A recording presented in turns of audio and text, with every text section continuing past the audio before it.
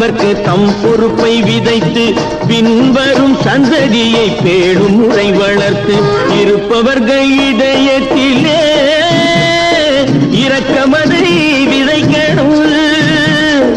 இல்லாதார் வாழ்க்கையிலே இன்பப் பயிர் வளர்க்கணும்.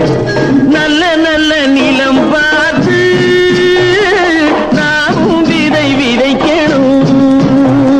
நாட்டு மக்கள் மனங்களிலே நாணயத்தை வளர்க்கணும்.